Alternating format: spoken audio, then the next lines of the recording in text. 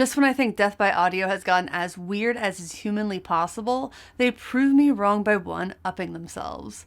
This is the Crossover Fuzz.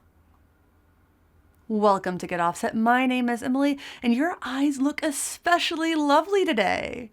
Death by Audio sent me this Crossover Fuzz to demo, but thoughts and opinions are all mine. Ears are all yours, though. We obviously need to talk about what a Crossover Fuzz is, but first, I'm using the standard black colorway of this pedal, but Reverb.com has an exclusive white colorway as well, which is limited to 150 units. I'll have links to both, probably affiliate links, in the video description, so please check those out if you plan on picking this up. All right, let's go ahead and get into it. Yes, you can run this pedal in mono, but we have stereo ins and outs, so we're absolutely going to run this in stereo. There's also an expression input which controls the frequency. And you know what? The frequency control is as good a place to start as anywhere. So this relates to the outputs. You can see that one output is labeled high and the other low.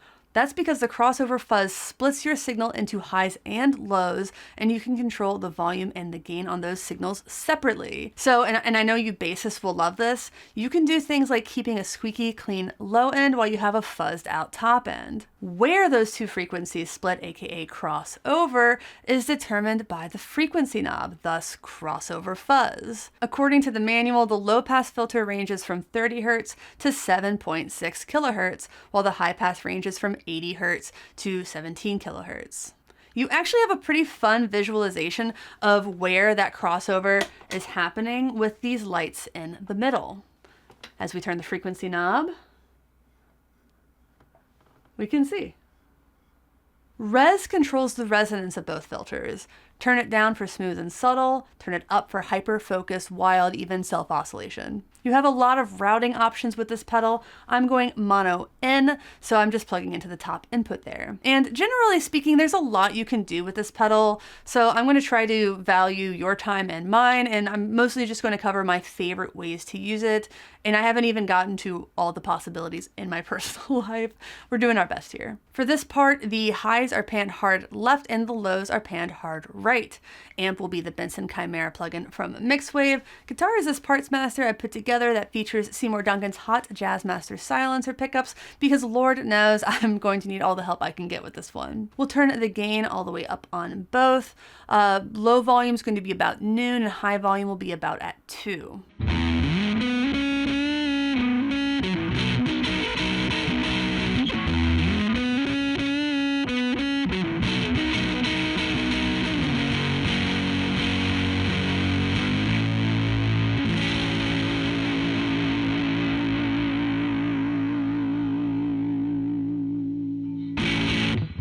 It sounds pretty cool with headphones, right? Well, let's rewind that and hear it with just the left centered and then just the right also centered.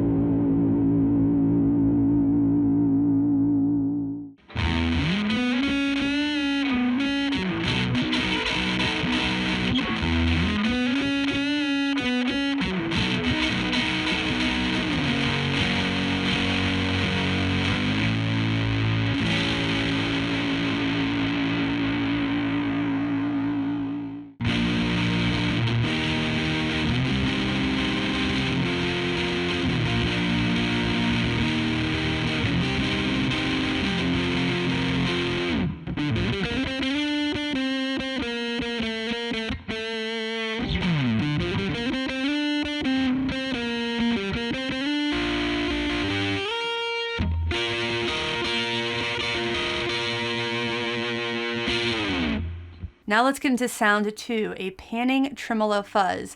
Yes, with expression controlling frequency, we can turn this into a bit of a panning tremolo when you have those signals hard pan like they are right now. I'm using the Old Blood Noise Endeavor's expression ramper because I don't have to physically touch anything when I use it. And again, keeping it hard pan because it's more fun that way. I've dropped the frequency to 0 because how the expression works is that it takes where the frequency is set and modulates it up from and down back to that point. Res is still at 0 for now, so we're going full width of the frequency range, but mellow.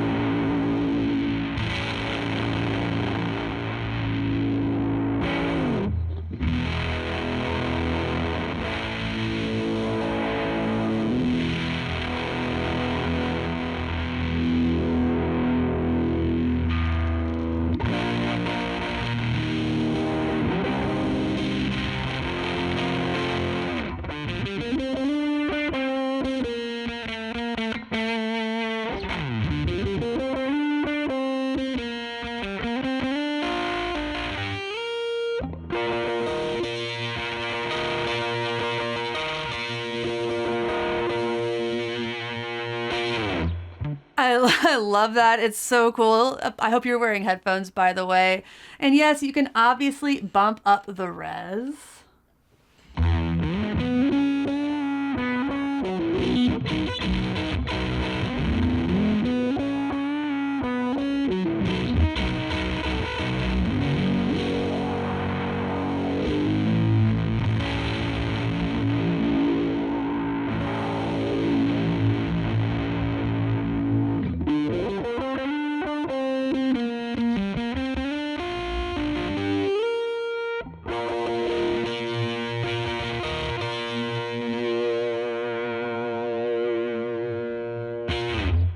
And we can increase the rate on the expression ramper too.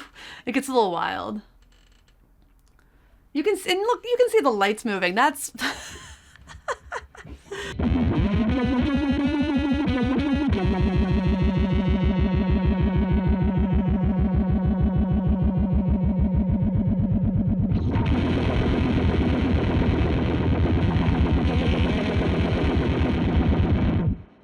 I find that if you crank the res, you can't hear the notes so well underneath. So you may find use for this, but I do prefer it mellow because this is... Oh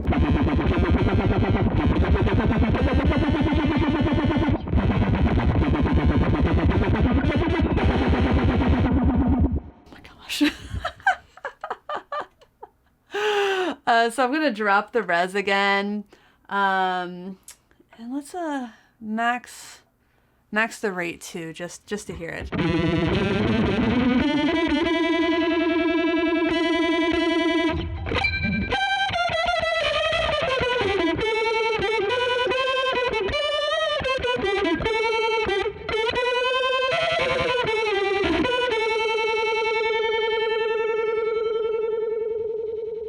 I really like the slow pan too. Imagine if you're at a show and this is happening like live across the PA and you're like right in the middle of that crowd, man.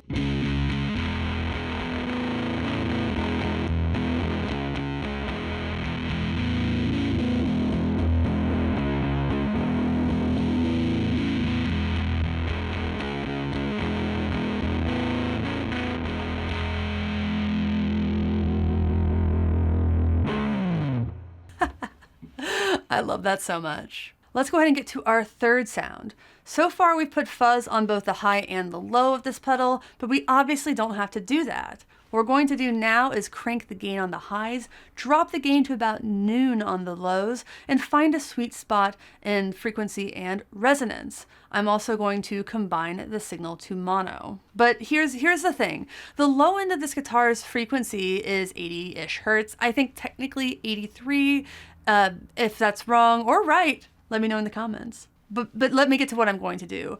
To get an even bigger low end, I'm going to add the Boss OC5 on poly mode. On the OC5, I have direct at noon and octave 1 cranked. Output, that is the affected signal, is going to input L, the bottom one, the lows, and my direct signal is going to input H, at the top, the highs. I'm going to try frequency at about 10 o'clock and res at about 2:30.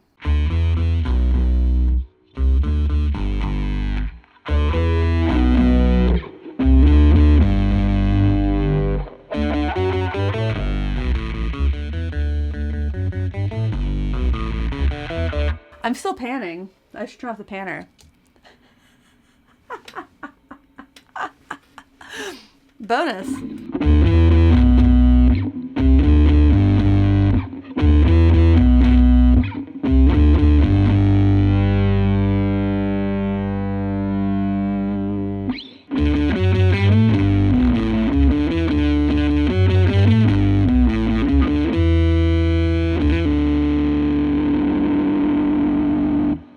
That's absurdly cool.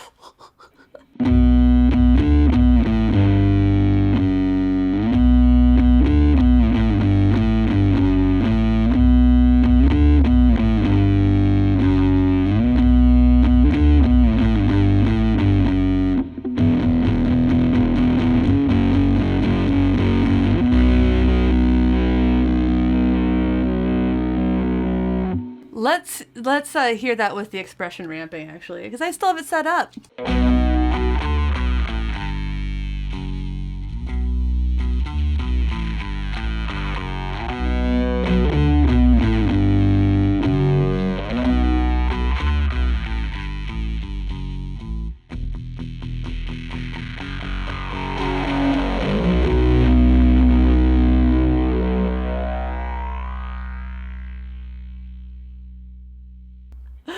Oh, that was I love that.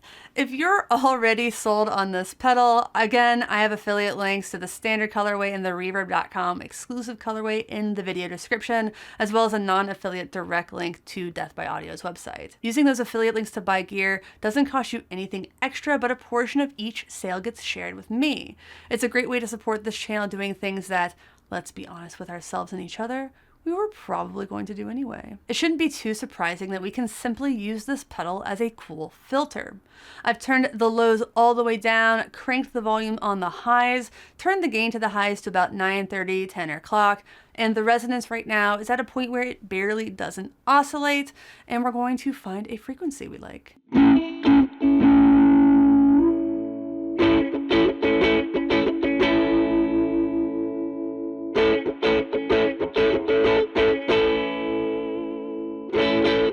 That's nice, but it is extremely simple. I'm going to use the expression ramper to move between two frequencies. I'm actually going to turn the frequency knob down just a little bit even to give it a more usable range, but not too much. So it's about at 11 o'clock now. Now I'm going to reset the expression ramper. I previously had it doing a full width ramp, but I'm going to go back to position B and find an upper frequency I like. Let's look at here. A little too high.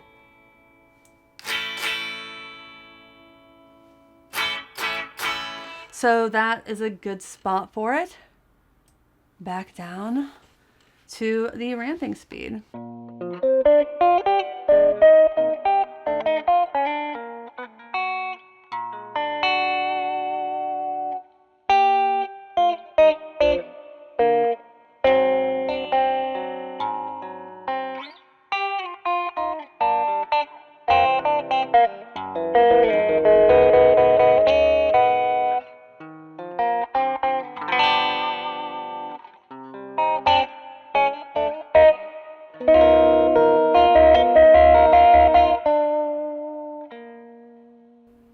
That's simply really, really nice.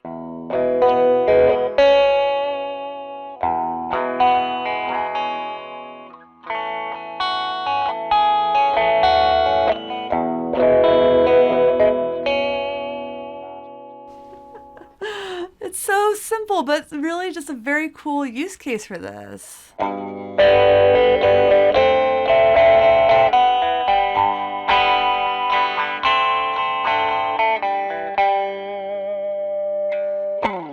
If you're you're enjoying this video, please like, comment, and subscribe.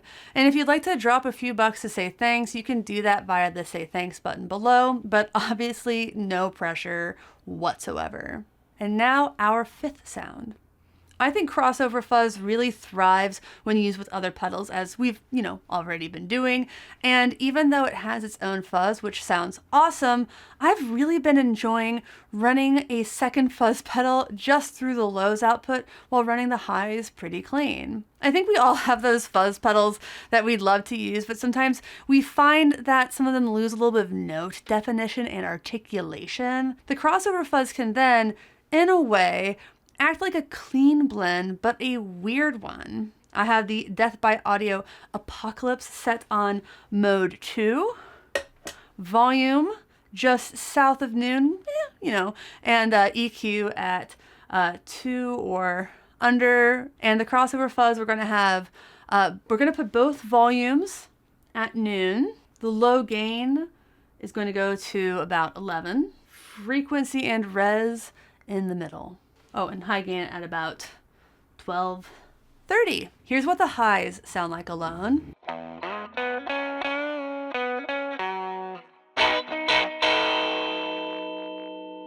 And here's what the lows sound like alone.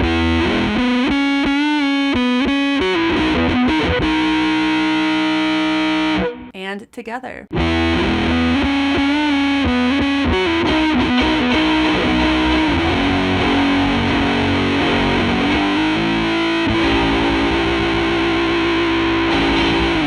I find this especially useful with leads. It can be really subtle but meaningful, which isn't something you usually say about Death by Audio pedals being subtle. They're always meaningful though.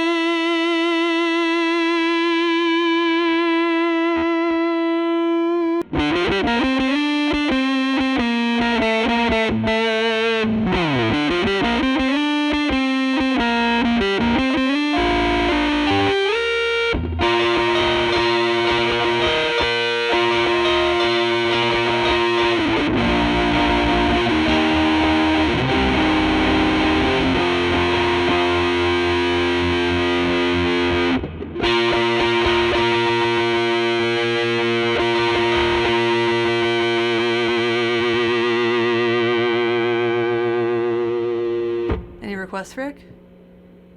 Love Leslie.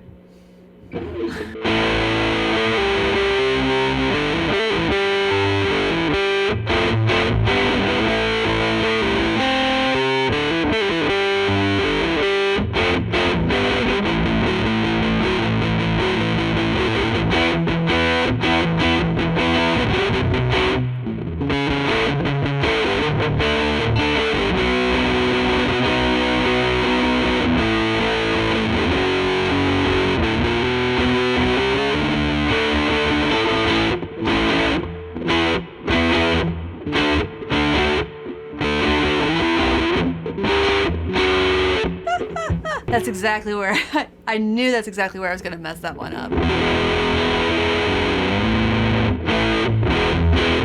Obviously, you have a lot of flexibility with which frequencies are going to be cleaner, as well as their volume levels.